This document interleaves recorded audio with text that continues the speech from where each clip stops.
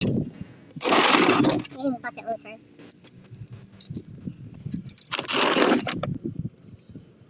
There you go. I'm glad I fucking emptied this thing.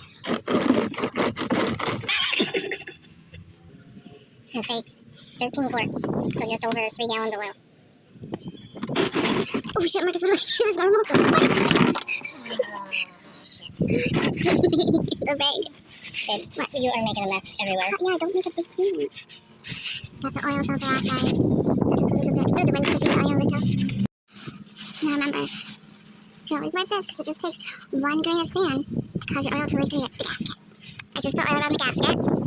I always do that. And now I'm going to insert it. I can't put it on. That would be the neighbor's friends. Which neighbor? I don't know. I was just trying to ease your discomfort. I get mansplained a lot.